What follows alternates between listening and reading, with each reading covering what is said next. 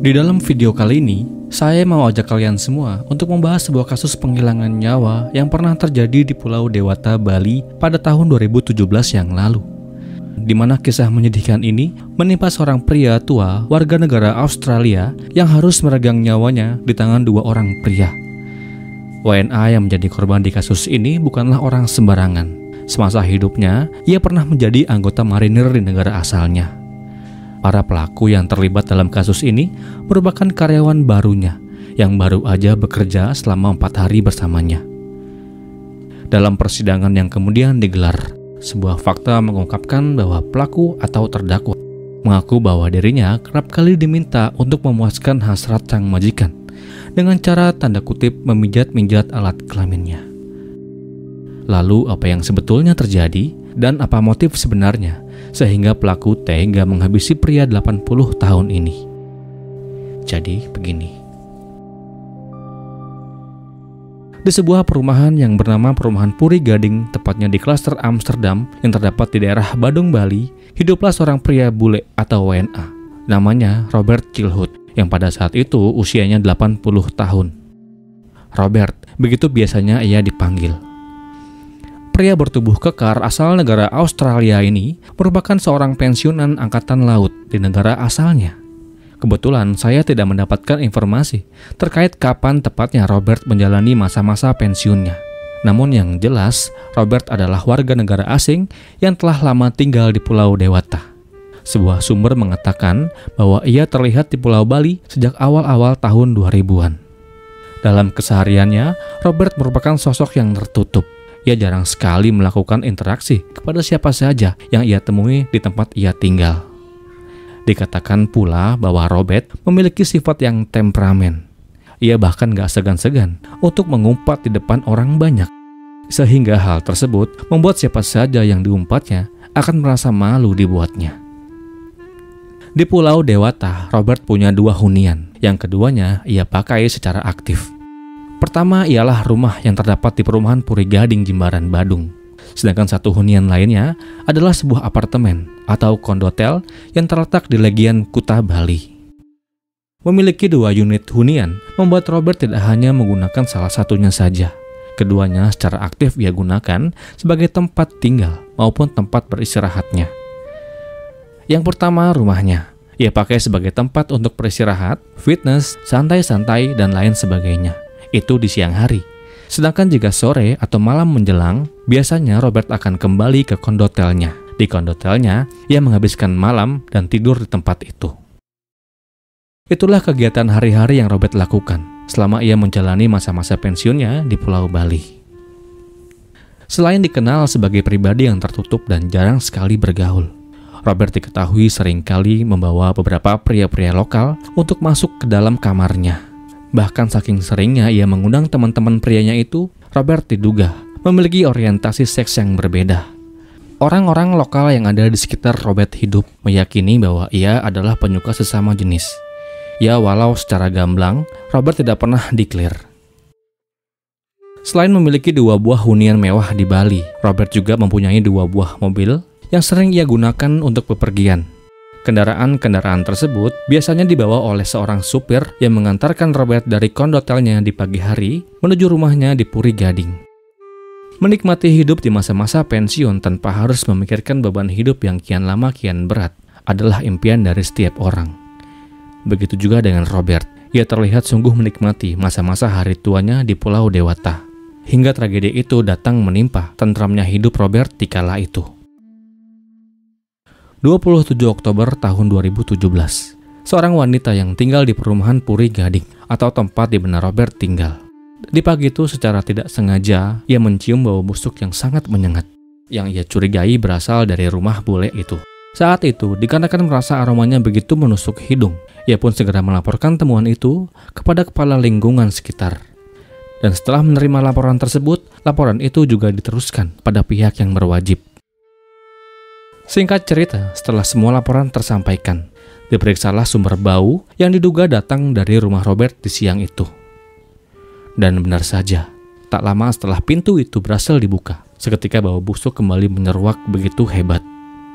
Aroma itu kemudian membawa petugas-petugas menuju kamar mandi. Dan betapa kaget petugas ketika di kamar mandi itu, sang pemilik rumah Robert Chilhut ditemukan tak bernyawa dan tak berbusana. Kondisinya saat ditemukan sungguh menyedihkan. Tubuhnya mulai menghitam dan banyak sekali ditemukan hewan-hewan pengurai yang mulai menggerayangi tubuh Robert di kamar mandi itu. Apa yang sebetulnya terjadi dengan Robert? Jadi begini. Winda Wilantara alias Willy 22 tahun dan Andika Bundianto alias Andi 36 tahun. Keduanya merupakan perantau yang datang dari luar Pulau Bali. Willy datang dari Tulang Bawang, Lampung, sedangkan Andi dari Bogor. Keduanya nggak sengaja bertemu di tengah perjalanan mereka menuju Pulau Bali. Tujuan kedatangan mereka ke Bali adalah untuk mencari pekerjaan, di mana pada saat itu Andi sendiri memiliki niat untuk bekerja di benua sebagai ABK. Sedangkan Willy tidak tahu, dikarenakan ia tampak tak memiliki tujuan yang pasti ketika membulatkan tekadnya itu. Pertemuannya dengan Andi di kala itu sungguh menjadi penolong bagi Willy. Dikarenakan kedatangan Willy yang minim persiapan itu membuatnya sempat bingung harus tinggal di mana nanti setelah tiba di Bali nanti. Beruntunglah ada Andi yang baik hati. Ia menawarkan Willy untuk tinggal sementara bersamanya di tempat kos milik temannya yang berada di Jalan Pulau Moyo dan Pasar Selatan. Singkat cerita, sampailah dua orang di rantau ini di tempat tujuan mereka, yaitu di kamar kos milik temannya Andi. Hari-hari setelah Willy tinggal di kamar kos milik temannya Andi, Willy hanya menganggur dan tidak melakukan apa-apa. Tentu hal tersebut membuat Willy kemudian merasa jenuh. Lalu untuk mengusir rasa jenuhnya, Willy kemudian ikut dengan Andi menuju daerah benua untuk melihat pekerjaan sebagai ABK di sana. Ya barangkali Willy tertarik untuk bekerja di sana sebagai ABK. Sesampainya di lokasi dan setelah melihat-lihat kegiatan di benua, Willy merasa bahwa kerjaan sebagai ABK di benua tidaklah cocok baginya, dikarenakan pekerjaan tersebut sungguh-sungguh membutuhkan tenaga yang begitu besar untuk dilakukan. Dan tak berselang lama, Willy kemudian pulang kembali menuju kamar kos di Jalan Pulau Moyo dengan berjalan kaki. Setelah 5 hari kerjaannya hanya makan tidur dan makan tidur, sampailah ia pada keputusan akhirnya. Ia mengambil keputusan untuk pergi dan mencari pekerjaannya sendiri. Segera ia kemasi barang-barangnya dan ia pun pamit kepada Andi dan temannya di kala itu. Sabtu 20 Oktober tahun 2017, sampailah ia di depan gerbang masuk Pantai Kuta. Tempat baru, suasana baru, membuat Willy si pendatang baru itu bingung dibuatnya. Entah apa yang bisa ia lakukan saat itu, kecuali hanya duduk-duduk sambil menikmati indahnya pantai di sore itu. Tanpa terasa waktu pun begitu cepat berlalu. Saat itu dikarenakan Willy tak punya kenalan, juga uang yang ia miliki tak berlebih. Maka pilihan untuk bermalam di bawah pohon kelapa, pinggir Pantai Kuta, mungkin adalah menjadi pilihan yang pas baginya untuk melewati malam yang berat kala itu. Ia pun bermalam di pantai hingga pagi menjelang. Selepas matahari terbit dan meninggi, Willy terbangun. Kembali tak banyak yang bisa ia lakukan saat itu. Berjalan-jalan menyusuri bibir Pantai Kuta dari arah selatan menuju utara telah ia jalani untuk mengusir rasa jenuhnya. Rasa galaunya pun seketika sirna. Tak kala seorang pria bule bertubuh tegap berjalan menghampirinya dan berkata dalam bahasa, "Hai, halo, kamu dari mana?" Willy yang kaget kemudian menjawab, "Halo, saya dari Sumatera." Singkatnya, pertemuan singkat di Pantai Kuta itu, si bule yang baik hati itu kemudian menawarkan Willy untuk bekerja dengannya. Saat itu pria bule yang merupakan Robert Chilhut menawarkan Willy untuk menjadi supir pribadinya. Tentu saja tanpa pikir panjang, Willy langsung saja menerima permintaan Robert di siang itu. Sebagai supir baru tentu saja Willy harus banyak belajar untuk memberikan pelayanan yang terbaik untuk majikannya itu. Terutama tentang bagaimana ia memahami sifat Robert yang temperamen. Namun di balik sifat Robert yang suka meledak-ledak, Robert cukup perhatian kepada karyawan barunya itu. Di kondotel miliknya, Willy diberikan beberapa akses yang bisa ia nikmati. Salah satunya adalah kolam renang.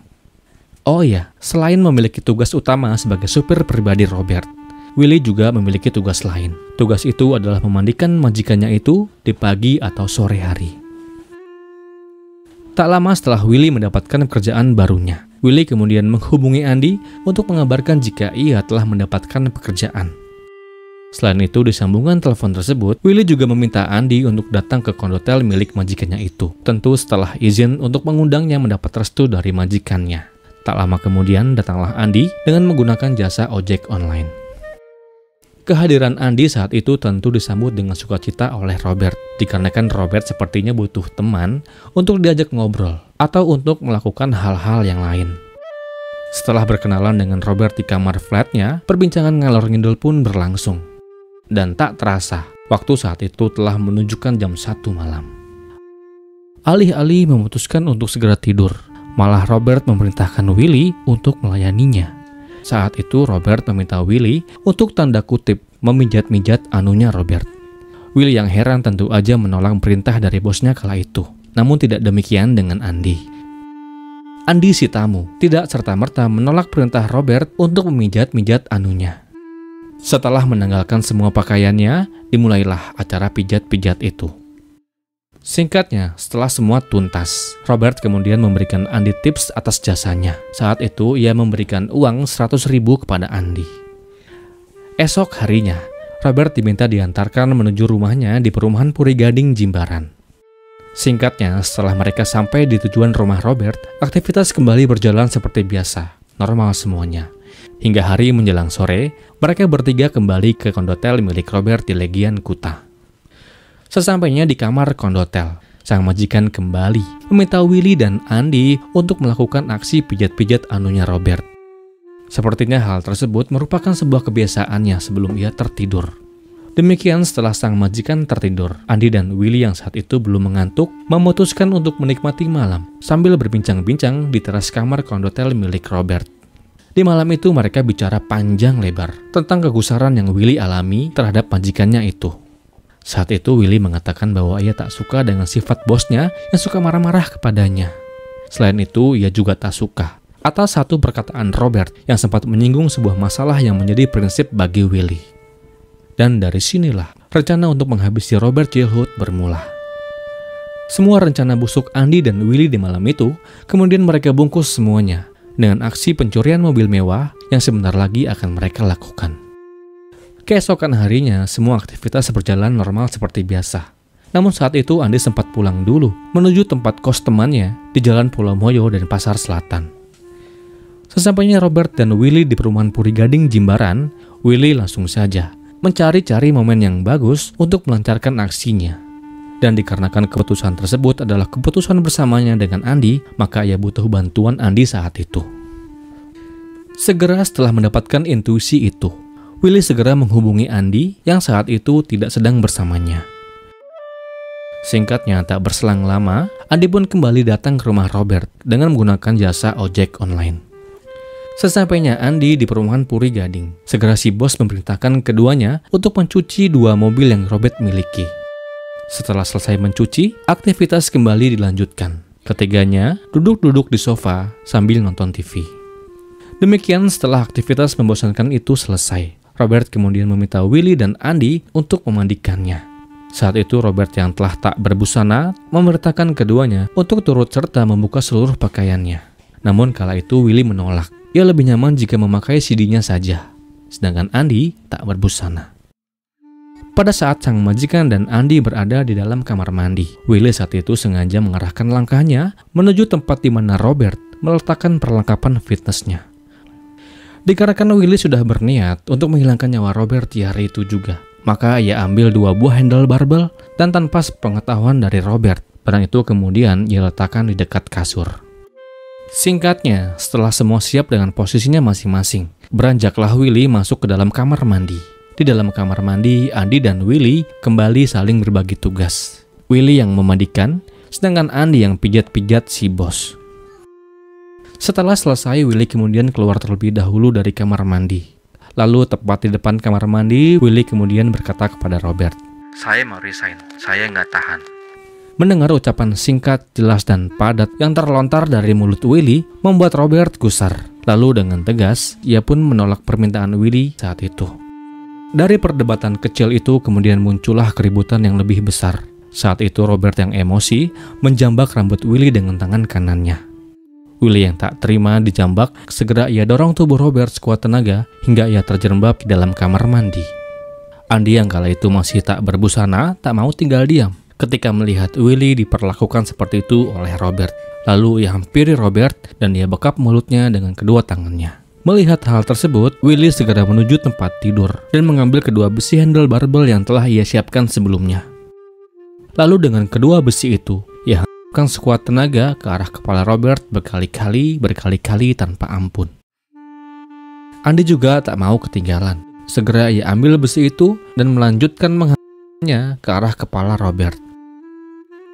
Tak puas hanya menggunakan besi, Willy kemudian kembali keluar dari kamar mandi.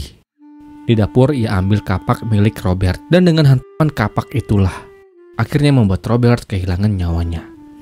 Saya turut berduka cita. Setelah berhasil memutus nafas Robert, keduanya segera bergegas mencari harta benda yang bisa mereka ambil. Saat itu mereka berhasil membawa uang 1,8 juta rupiah milik Robert. Setelah semuanya siap, keduanya segera meninggalkan TKP dengan membawa mobil Mercy merah milik korban. Mobil segera mereka lajukan menuju pelabuhan penyeberangan Gilimanuk menuju pelabuhan Ketapang. Sesampainya di Pulau Jawa, dua bandit ini sempat mampir dulu ke rumah saudara Willy di Lumajang. Di Lumajang mereka tinggal 1 hari. Selepas dari Lumajang, keduanya kemudian menuju arah selatan. Mereka lalui Yogyakarta, Tasikmalaya, dan Garut. Di Garut mereka kehabisan bahan bakar dan uang rampokan mereka pun telah habis terpakai. Dikarenakan butuh uang untuk sampai setidaknya di tanah Sumatera, maka saat itu di Garut keduanya berusaha menawarkan mobil itu ke beberapa orang atau bengkel. Namun usahanya tak berbuah manis. Hingga ada orang baik yang kemudian dengan sukarela memberikan uangnya kepada mereka berdua. Tak lama setelah uang itu diterima, pelarian mereka pun dilanjutkan. 30 Oktober tahun 2017, sampailah mereka di sekitar pelabuhan Merak. Saat itu Willy memarkirkan mobilnya di sebuah puskesmas yang terdapat tak jauh dari pelabuhan. Dan di tempat itulah, Willy dan Andi meninggalkan mobil berplat DK itu begitu saja. Lalu dengan berjalan kaki, mereka naiki kapal feri dan mereka pun menyeberang ke arah Lampung. Sesampainya di Lampung, keduanya segera menuju sebuah rumah makan, tempat di mana usaha milik teman yang berdiri. Di daerah Kali Anda, mereka bermalam. Hingga esok harinya, Andi terbangun dan tidak menemukan Willy. Sempatlah ia bertanya kepada temannya Willy si pemilik warung. Namun dikatakan oleh temannya Willy, ia tak melihatnya. Dikarenakan menunggu hal yang tak pasti, lalu Andi pun memutuskan untuk pulang saja ke kampung halamannya di Bogor. Sementara itu, Willy yang terbangun sedari pagi, segera kembali menuju pelabuhan Bakau untuk menyeberang ke arah Merak. Tujuannya saat itu adalah ia masih ingin menjual mobil Mercy hasil rampoknya itu. Setelah berjibaku menawarkan mobil itu ke sana-sini, bertemulah ia dengan seseorang yang kemudian mau untuk diajak kerjasama.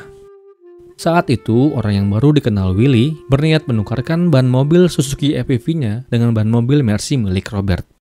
Tentu saja dikarenakan beda kasta, usaha mereka di malam itu gagal, transaksi pun batal. Di tengah upayanya dalam membongkar ban mobil itu, tiba-tiba Willy dihampiri oleh petugas yang kebetulan di malam itu sedang berpatroli. Petugas sempatlah curiga dengan gelagat Willy yang berkutat dengan mobil mewah berplat Bali itu. Petugas yang curiga segera memeriksa data-data seperti SIM dan STNK. STNK diberikan, namun SIM Willy tak punya. Di STNK tercetak jelas bahwa mobil tersebut adalah milik Robert Gilhood, yang pada saat itu petugas belum menerima kabar terkait penghilangan nyawa yang dialami oleh Robert di Pulau Bali. Dikarenakan merasa tak ada masalah apa-apa, petugas saat itu mengiyakan saja ketika Willy minta izin untuk pergi ke WC sebentar katanya. Alih-alih masuk ke dalam WC sebuah rumah makan, Willy kemudian pergi menjauhi dan segera menumpang sebuah truk. Dan dengan truk itu, ia pun kembali menyeberang ke arah Lampung. Ia lolos saat itu. Kasus ini bisa terungkap setelah tubuh Robert yang tak bernyawa ditemukan di dalam kamar mandi miliknya. Segera setelah laporan temuan diterima, polisi segera menyelidiki kasus ngeri ini. Segala bukti dan saksi dihimpun saat itu, termasuk laporan atas temuan mobil milik Robert yang sempat terlihat di sekitar pelabuhan Merak. Dan singkatnya, Willy berhasil diringkus tanggal 7 November tahun 2017. Ia diamankan di rumahnya di Tulang Bawang, Lampung. 2 hari kemudian, Andi juga tertangkap di Bogor. Keduanya dijerat dengan pasal penghilangan nyawa secara berencana dan atas tindak kejahatan yang telah mereka lakukan. Pengadilan Negeri Denpasar melalui majelis hakimnya memvonis keduanya dengan hukuman 15 tahun penjara. Bagaimana menurut kalian? Apakah vonisnya sudah cukup untuk mengganjar para pelaku dengan segala kejahatannya? Silahkan komen. Dan kisah ini pun berakhir.